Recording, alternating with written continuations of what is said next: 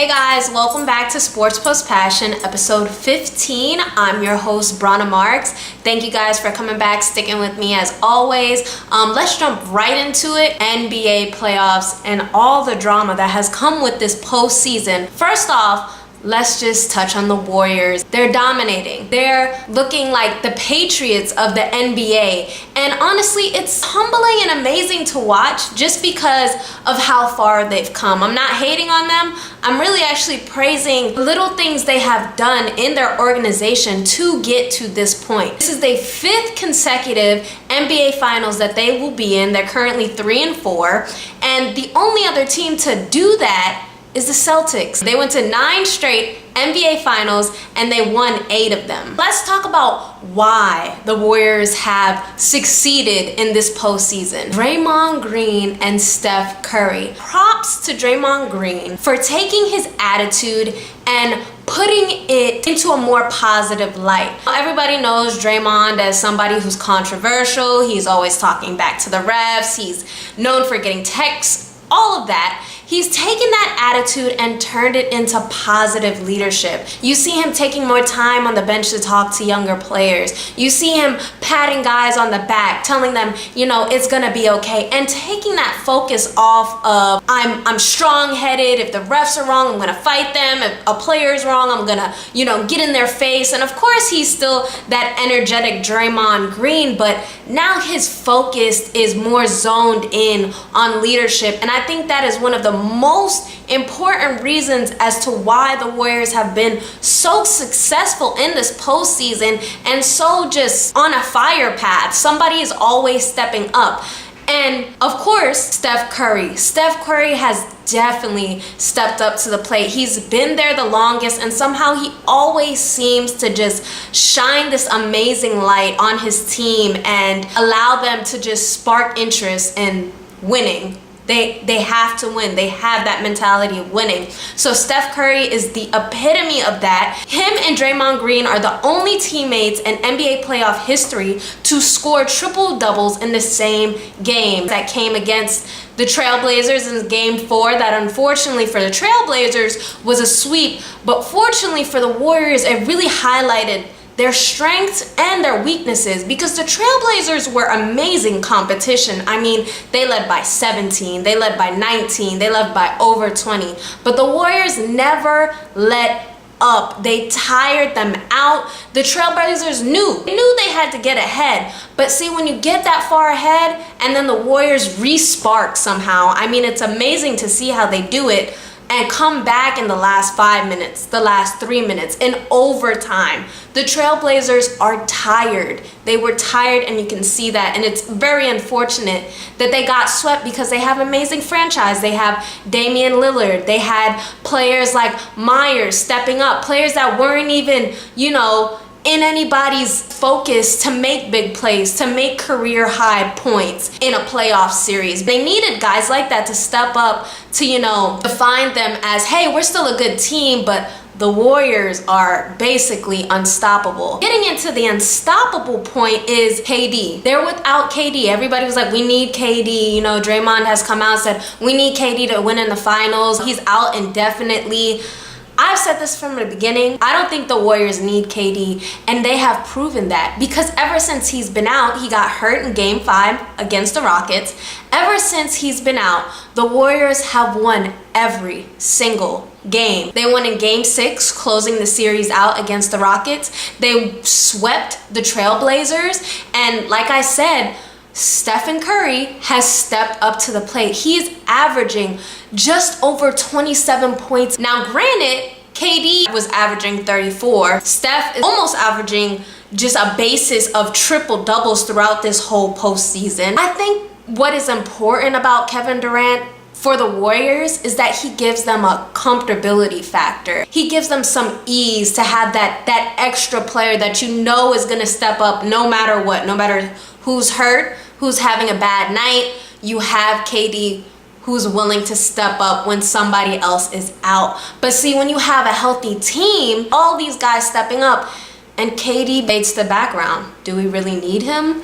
I don't believe so. Does he assist in some ease? Yes. If KD was on the floor, would they have been down 20 semi points to the Trailblazers? Absolutely not. But that doesn't mean they would have swept them. To be the Warriors, you shouldn't be comfortable. You know you have to win. You know you want to win. You know you're the winning team. You have all this pressure against you, so why not just win? And adding KD gives that, oh, we got this. You know, we have all these all-stars. We have somebody like KD. We got this. But when you don't have that player, you're like, okay, we really need to come out and prove to people we can do it on our own. I think they have done an amazing job proving that. That leaves KD questionable. I mean, he's already been questionable throughout this season of if he's going to come back. Is he happy with the franchise? KD has learned a lot with this franchise.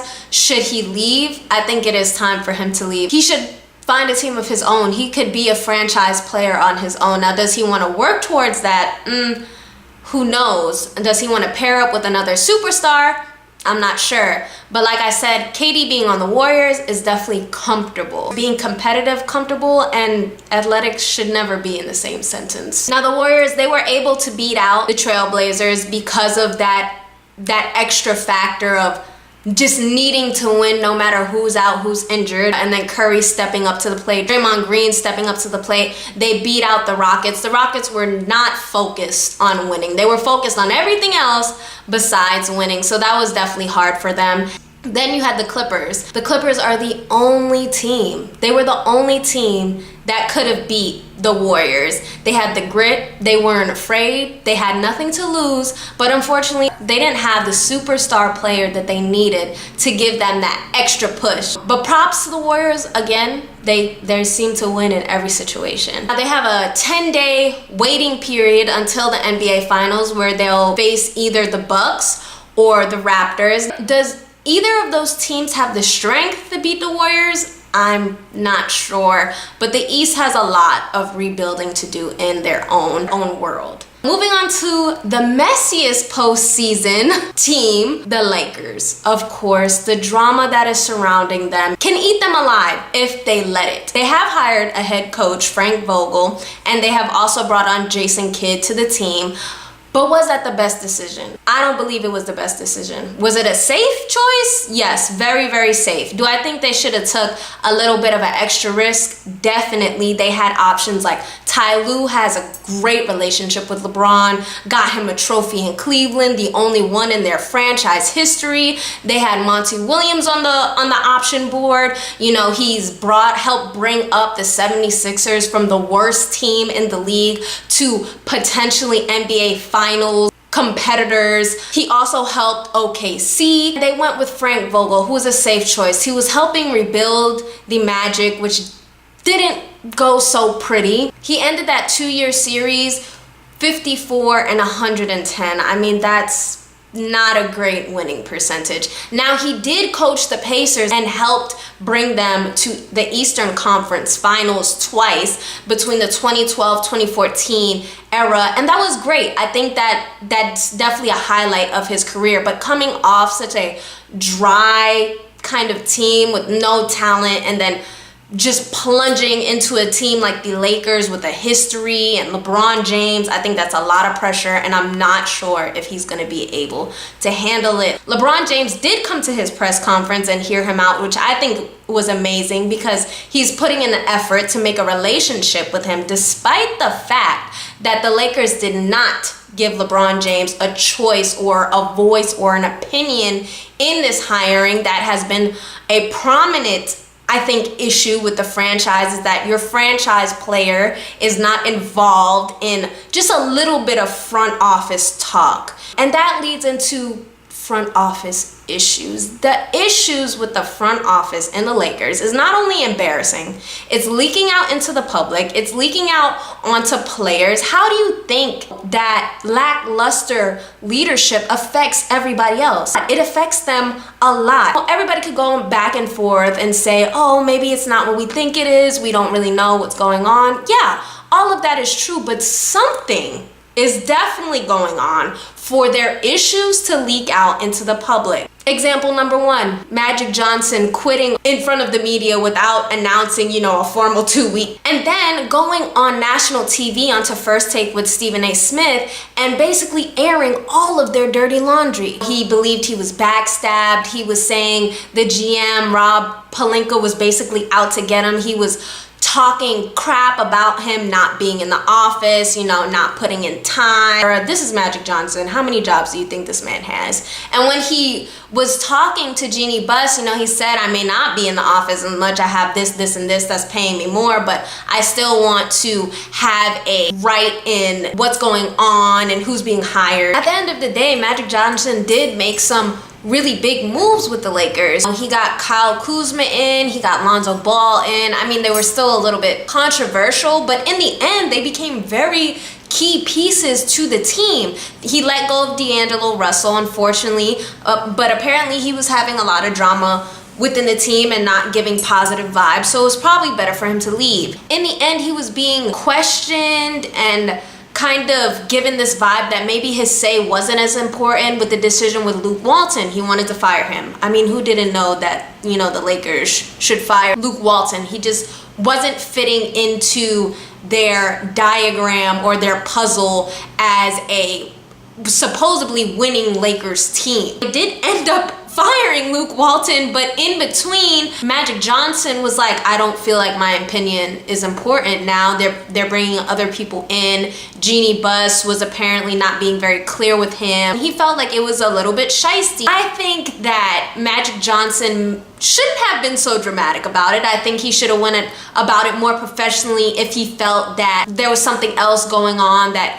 he was being more questioned and his position was being jeopardized in a way. So he quit. Okay, fine. Now the front office is left with the mess of him quitting, him going on national TV and talking about why he quit, and then they haven't really said anything, given a statement. Pelinka did say in a weird political way that he was sorry about how Magic Johnson felt and he believed that they had a good relationship. Now, who knows what's going on with that? But still, like I said, for your mess to leak out into the public, man, they have some work to do in that front office. I don't like the fact that it's very family affairish. In their front office, business should be business and personal should be personal. And at this point, all the lines are blurring. Jeannie Buss took over for her father when he died. Granted, okay, great. Now her sons want to come into the picture of managing things, and Magic Johnson was actually open to helping them, teaching them the ways. Their motives are not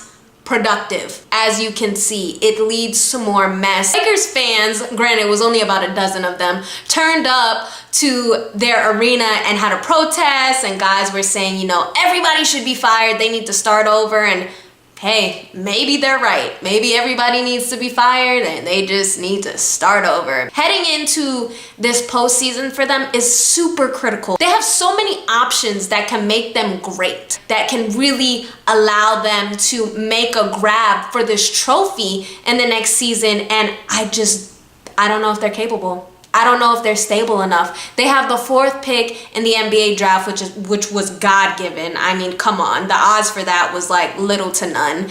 And then they have all these free agents. They have Kyrie Irving. They have Anthony Davis. All these pieces that they could possibly add. And if they reflect on how they went about the head coaching, I just don't see a bright light at the end of the tunnel for them. They have a lot of work to do in their front office. If they don't have that leadership, then you can forget it. Then you're gonna risk LeBron James possibly leaving. That's the best thing they have right now. They're not even using him. It's gonna be really hard for them. I really do hope they make some smart decisions, but I'm not getting my hopes up. I'm not holding my breath. But thank you guys, that's really all I have for today. Shameless plug, please watch more women's sports this summer. You have the option of watching the WNBA after, finals sizzle off for the NBA. Their season starts May 24th. I'm a woman in sports media. I love women in sports, so go support those women. They deserve it. Also, another shameless plug, if you haven't, make sure you subscribe to sportsaldente.com. Listen to my podcast with